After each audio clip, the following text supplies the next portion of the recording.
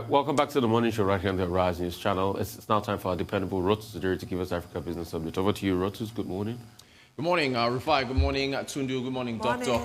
We kick off with COVID-19, the Coalition Against COVID-19. There was a media briefing yesterday in Lagos, attended by the Governor of the Central Bank, Godwin Emefiele. There he is right there. He was also joined by President of the Dangote Group, Aliko Dangote, the Chairman of UBA, Tony Elumelu, and the Group Managing Director of Access Bank. And they announced a number of initiatives, one of which is that COVID has created a 150 billion naira youth development fund, planning to create about 4 million jobs over the next 5 years. And what they want to do is to assist the federal government in their job creation drive. If you go to the central bank's website, cbn.gov, right, you will actually see a pop-up of the Youth Investment Fund. That's a 75 billion naira fund that the federal government of Nigeria has put forward in order to try to get as many youth trained and employed. So what they're doing is the equivalent of, to use a basketball term, a full court press, where you've got the federal government on the public side and also the private sector on the other side, trying to employ as many youths as possible. They also announced, there were so many announcements that came out of this press briefing. 100 billion naira supports fund for the police. I think about 45 police stations were destroyed in the aftermath of the violence that followed the hijacked peaceful EndSARS protests. So they want to use that 100 billion naira, which is separate from the 150 billion for the youth. They want to use that 100 billion to get, weapons, gadgets, and restore and modernize the police force. Central Bank Governor Godwin Emefiele also mentioned that the creative industry, the creative center at the National Theatre, I think they're putting about 40 billion naira for the Bankers Committee in order to develop youth initiatives there in ICT, software development, music, fashion, movies, and so on. So this was a wholesome effort where they were trying to, they were mentioning the initiatives that they're putting forward in order to support not only the youth, but the security apparatus of the country, and basically do what they can to jumpstart, the economy. We know where we are as far as the recession is concerned. There was a transparency initiative where the central bank governor also mentioned they received about 39.6 billion naira in donations. They spent about 43 billion with respect to palliatives and support schemes for households that needed food and sort of support. So, COVID-19, in the small time that they've been around, there have been a lot of initiatives and they're still pushing forward. There was a poignant moment, though, for me, where the group managing director of Access Bank, Mr. Herbert Wigwe, made an appeal to the youth to approach the banks. Let's listen to what he said. I think for me, the most important thing, lifting up from what others have said, has to do with issues of employment and unemployment. COVID, whether you like to believe it or not, locking people for several months has in itself created several problems internally, and of course the employment that people have. The governor, in his speech, made it very clear. Two things are going to happen. One is for those who are graduates who are seeking funding to start a business. And the second is for those who don't have formal education or who don't have a university degree, who need dignified jobs, okay? So you can call them artisans, but as far as we're concerned, they are dignified jobs in themselves, because some of these jobs can be exported. Some of these jobs must be such as to carry dignity for these people and for them to see the value that they're creating and sharing with the entire environment. The central bank has created an initiative which is for the creative industry. And it is such a shame that most people have not come to take advantage of all of those things. Some banks are processing it. What I'll just say to young people who are seeking funding to start their own respective businesses, please reach out to your banks. Somebody will support you. I think the banks have had people loud and clear. Reach out to your banks. Banks must support people to start doing what they need to do.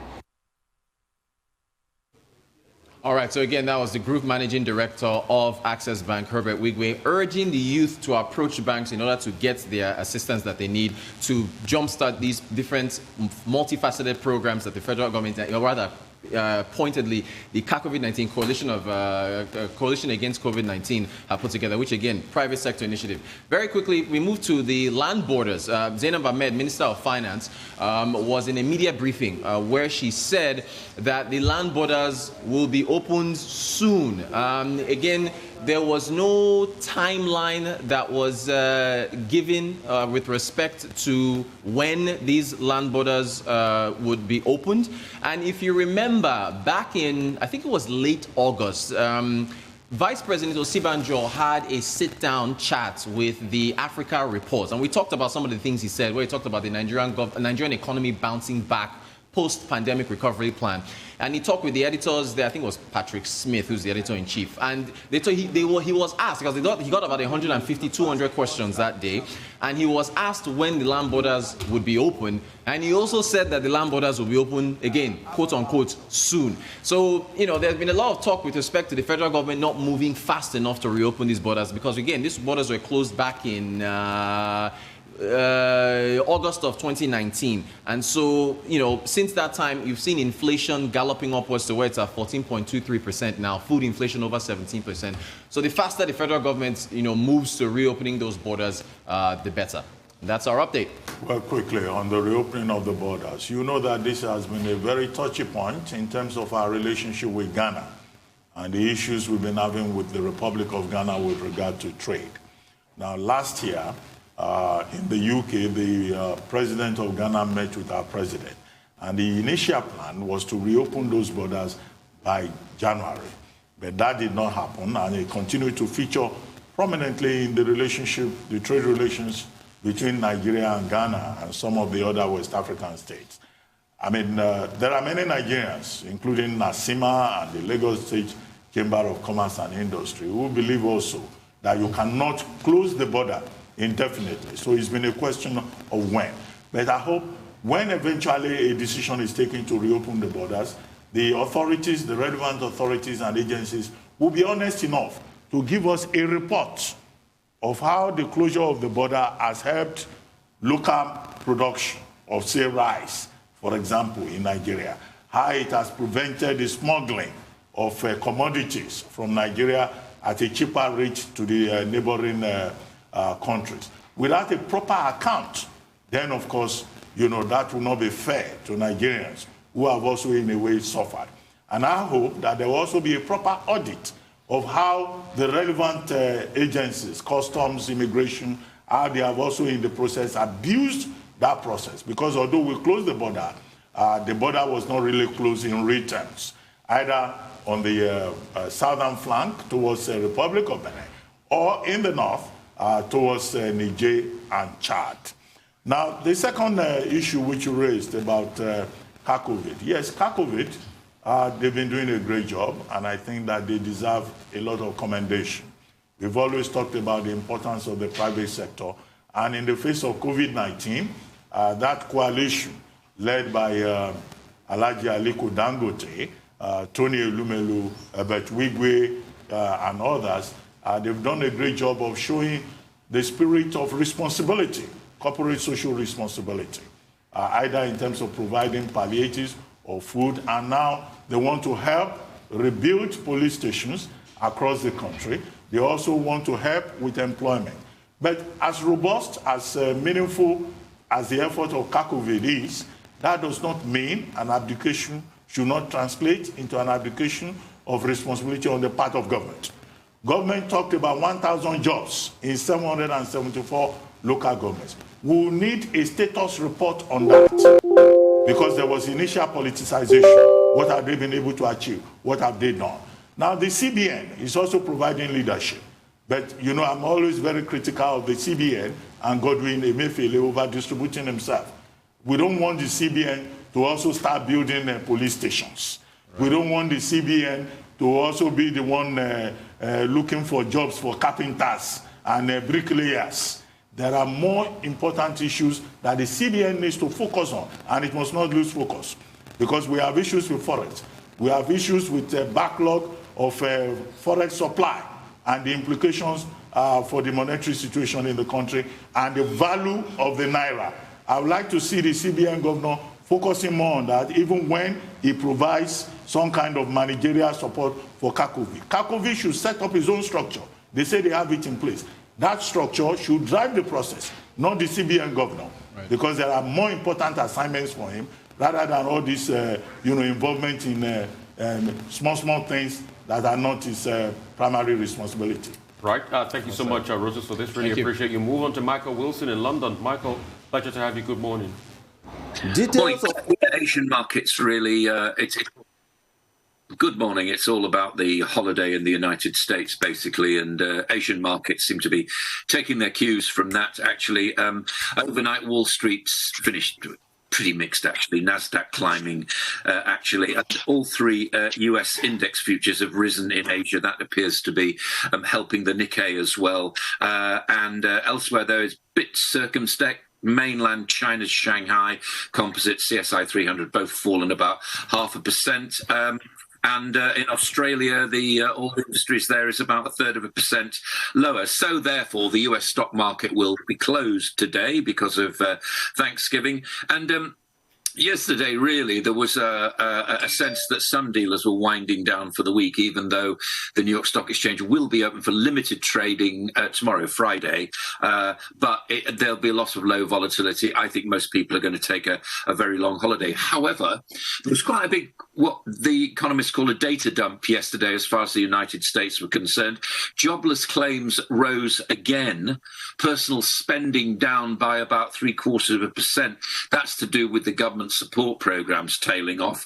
Personal expenditure rose, but that was about healthcare costs as well. So there's a pretty clear, once you start drilling down into these figures, you can see what's going on there. People are spending more on health. They're worried about the rising coronavirus rate within their own country. And actually, durable goods was up, but that was really about defence orders. And you're going to say to me, but hang on a second, you were saying at the beginning of the week these US PMIs were actually quite good. Well, they were, and they still are, but remember, that's people looking a long way ahead. And I have been cautioning that actually there are a lot of present and clear dangers which need to be solved right now before we start looking too far into the future. FOMC minutes, they won't be redeploying any more quantitative easing in December, but they may be buying bonds in a different kind of way. I'm sure it'll be extremely complicated. I'll try and tread through it, but that will come out in the December meeting,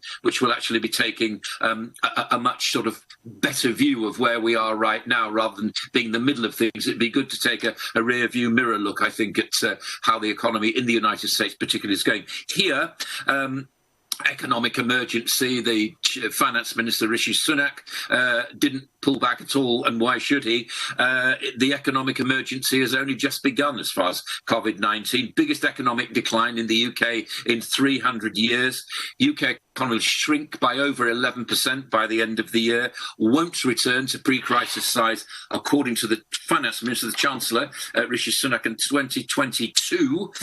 That's not what other economists are actually saying. They think there'll be a rapid recovery in 21, but again, we will see. I wouldn't like to be forecasting things right now. Unemployment rate 7.5%. That's quite high for the UK, and that's the highest level since the financial crisis in 2009. Just a thought about this. I mean, we like you watch politicians doing this kind of thing.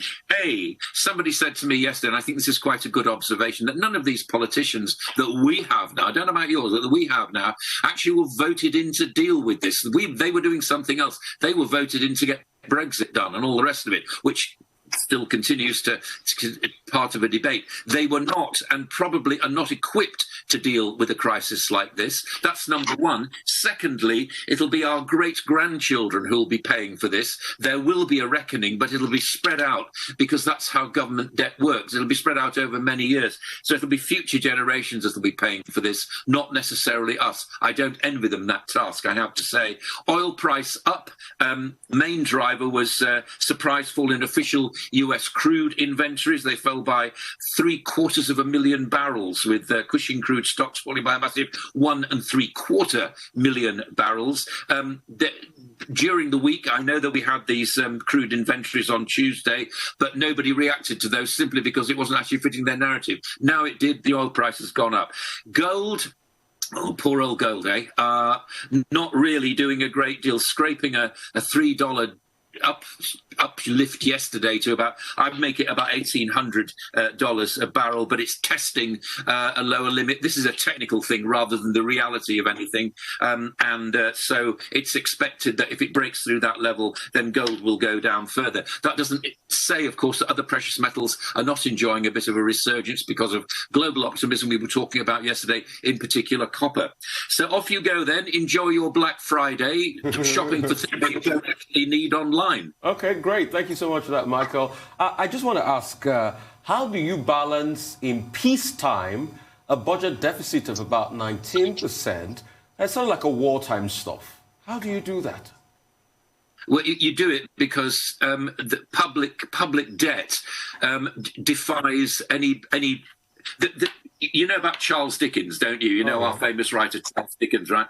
And Mr. Micawber, who the classic thing is, if you don't earn enough to spend what you want to spend, then you don't spend it. Now that doesn't, of course, apply to government debt. Government debt is something which rolls over and over and over and assumes a life of its own. I've often said to you, above my desk here, I've got a loan which is made to the Confederate States of America. Now that was about 150 years ago during their Civil War. I suspect that money has still not been paid. I've got little coupons here. I mean, I bought it as just a document, but this is the thing. It's not about reality. Government debt is about strength of a central bank and whether you actually believe in lending that country money. And so far, with interest rates this low, yes. Interest rates start to rise, then problems. Well, Michael, I'm interested in the recession in the United Kingdom. Worst recession in 300 years. Debt, about 2.8 trillion pounds. Taxes are likely to rise. Unemployment figures will rise to over 2.6 million. And recession is something that resonates with us here in Nigeria, where we are also in recession. What do you think are the best policy options for, say, the UK government or any other country facing this kind of massive recession? And then secondly, on another note, which is not economics or finance, hand of God, Maradona, I don't know whether you like football, what is the mood in the United Kingdom? Because if there was the VAR in 1986, perhaps, that goal by Maradona that took out England would not have been allowed. I think you're absolutely right. Yes, I'm a great football fan, and I admired Maradona. So I've been watching they were playing a lot of the goals that he scored in the World Cup, and that was certainly the hand of God, no question about that. And even if you look at it now, it was a travesty, that goal. But there we are. You've got to live with these things. But what a magnificent player, unbelievable centre of gravity, a bit like George Best, really. That kind of a figure. Not that tall, but that low centre of gravity, ghosted past people, and a fabulous player. And I was shocked when I didn't realise he was only 60. That's a very, very young age, isn't it, to die from a heart attack. But there we go. No, I mean, I think that the football world, just before I came on air, I was listening to the radio, some tributes from people who played against him, and he was just unbelievable. I mean, he'd be there one minute and he was past you the next, and he had wonderful ball control. I don't think we can speak highly enough. Probably, I mean, it's between him, George Best, and Pele, I think, who were the greatest football players, but I won't bore on about that. But yes, certainly noted. As far as the recession's concerned, here's something. I think this is long term. I think what has to happen now is that corporate taxes need to fall. They need to encourage entrepreneurs in the same way that you've been noting your big entrepreneurs have been actually taking a big slice of the Nigerian economy. I think it should happen here. I also feel that there should be fewer university places, more apprentices, and more skilled people within schools, giving kids the right sort of education to make them feel as though they want to go into business and create jobs, which creates taxes, which creates tax income and helps us out of a recession. That would be my solution. But then again, I can think like this because I'm not a politician, and that's quite a long-term thing to do. Thank you very much, Michael. All right, thank you, Michael. I reckon you'd like to add Sir Stanley Matthews to the list of the greatest too. But for updates on COVID-19 pandemic, Aaron Akerjala is here with us. Aaron, great to have you. What's happening? Right, it's good to be back here. We're talking COVID-19. We spoke yesterday about the figures actually getting close to that particular green milestone. And right now it has actually crossed it, talking about 60 million confirmed cases of COVID-19 globally. And according to the Johns Hopkins University, there we have it. There's 60,397,539, with the United States still leading. Total deaths recorded, unfortunately, 1,421,352 have been recorded so far. We know that the United States is still leading and is still having the worst numbers of hospitalization as we speak. We're still watching the numbers there. Also rising numbers in Europe and South America. Now, breaking it down, yesterday alone, the last 24 hours, we had 629,477, up by 3%, understanding that it was well over 500,000 the previous 24 hours. And looking at the deaths, there's also been a sharp rise. 1.4 million, the U.S. accounted for that major sharp rise there. 12,394 were recorded yesterday, up by 24% in the last 14 days change. So we're looking at it, things are still on the rise as talks are about how the Thanksgiving outbreak might just spiral into another surge in the Christmas period. So we're still watching that. But in the meantime, let's talk about Germany for a moment. The German Chancellor Angela Merkel and the country's 16 state governors on Wednesday have agreed to extend a partial lockdown and well into December in efforts to further reduce the rate of COVID-19 infections ahead of the Christmas period. Everyone seems to be shoring up for the Christmas period because we know Christmas periods are always about sharing and giving and spending time with the families, and we're seeing that as a major super spreader. And if cares are not taken and if precautions are not put in place, we might see massive surge after Christmas, just after Christmas. But in the meantime, this report is actually troubling. We'll be talking about how COVID-19 in the US has been spiraling out of control. Now, the CDC, before we come into Africa, the CDC has said that in a new report that has been put out there, that the US are still missing nearly 8 coronavirus infections for every one that has been counted. That is, as it stands right now, for every one case that is out there, 8 more go unaccounted for. So when you look at that, that means what we are seeing in the US is not the actual number of COVID-19 patients and COVID-19 infections. And it is really, really troubling knowing that by the end of September, the CDC calculates that as many as 53 million Americans have been infected. And that is just under 8 times the confirmed cases reported at that same time. Previously, the CDC estimated that 1 of every 10 infections were being missed. So now it's been brought down from 1 in every 10 infections to 1 in every 8 infections. All right, before we go, here in Nigeria, the FCT has recorded the highest COVID-19 cases in the last 24 hours. This is what the NCDC says as they announced 168 new infections in the country.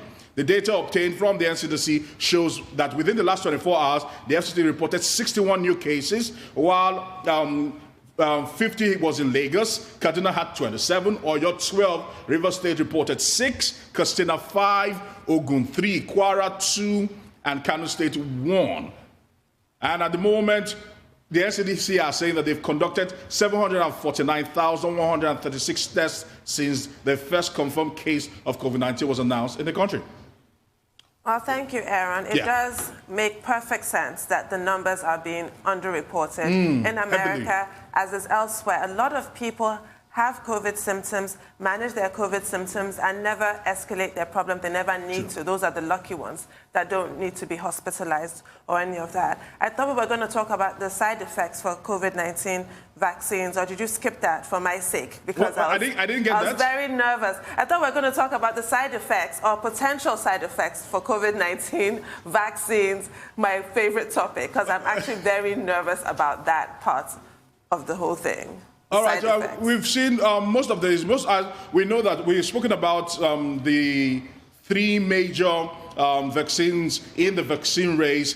We've not gotten any approval yet, but we've not gotten the side effects, and that's quite troubling from the AstraZeneca vaccine, the Oxford University AstraZeneca effort. We've not gotten the side effects yet. They've not published it. But for the Moderna and Pfizer, we know that certainly if you're going to take the jab, you might experience a certain temperature fatigue. Those are some of the things that have been very prominent with those vaccines, and especially those that were in that particular, where that did both the placebo and did the major test. So you look at this, and we are very worried that some people might just not want to take the vaccine because if they know that they might have some grave side effects, and there are even scientists talking, because remember, most of all these vaccines that we've talked about, 90% efficacy, 95, they have not been peer-reviewed.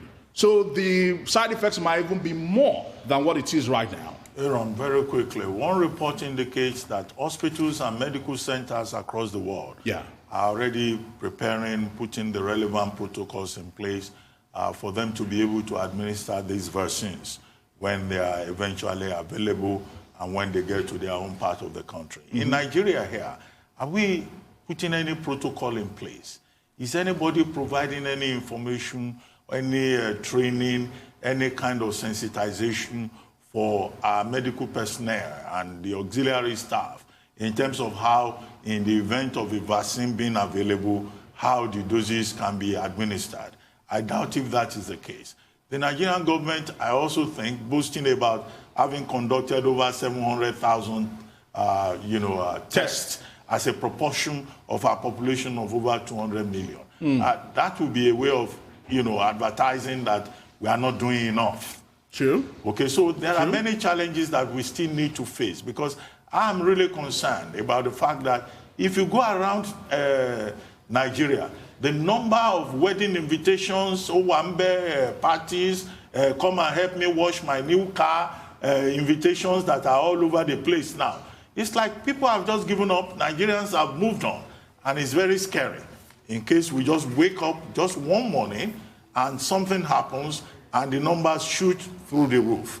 And on the side of government, they also need to make an effort. We're not hearing enough about the efforts being made either to follow up on the conversation with Pfizer or the conversation with COVAX Alliance. And with Pfizer, we have an issue. Now that we have Moderna, we have AstraZeneca, maybe the Nigerian government should also be engaging in that regard because of the issues we had with Pfizer in the past, 2001 up to 2016. When an average Nigerian hears Pfizer, sometimes they remember that particular incident in the past. I don't want to give the details. I don't want to demarcate Pfizer because we're dealing with a different issue, not Trovan. We're dealing with COVID-19 vaccine. Doctor, I must actually say the way we've handled COVID-19 in this country has simply been on a wing and a prayer. We've been hoping for the best, not expecting the worst, and thank God that has actually worked for us, because like you just pointed to and alluded to some major facts, we are not using data in driving COVID-19. Data and analysis should be, monitoring and evaluation should be key in doing things like this. But when you have pandemics like this, when you don't have proper monitoring, when you don't have proper evaluation, then your data will be weak. Then you might not even know where you need to shore up or where you need to actually relax some of your efforts. And that's what we've seen happen in Nigeria. And like you said, where we've not tested up to 750,000 people. At the moment, it's still just above 749,000. And that shows that we've not done enough over the years. And I'm not sure people are still testing. And with the PTF even coming out and saying that those that have actually returned, that should have done the second round of testing, are coming out with fake COVID-19 results. And that is becoming very prevalent across the plane. Anywhere people need COVID-19 results these days, people are beginning to fabricate COVID-19 results, and it doesn't do anybody any good. Because if you fabricate a result, you don't know if you have it, and you don't know if some of these events might become super spreaders. The PTF has pleaded with Nigerians to limit travels during this Utah period, but I don't think Nigerians will listen. Nigerians like to enjoy Christmas, like we spoke here at Itundun, and I don't think that might change too much in the coming days. For me, my point will be, and that's why I keep on harping on that zero prevalence test. Yeah. When I see the result of that, then I will have an understanding of where we are as regards this, because it's only a zero prevalence test that can show us the prevalence. And once that zero prevalence test comes out, it should be taken really seriously. True. Because, yes, the test might not catch some people. We're not even doing enough tests in the first place. But I want to see the prevalence, and that's where the numbers should come in for. And it's shocking that numbers have not come out yet. When that numbers come, then we can review. Thank you so much.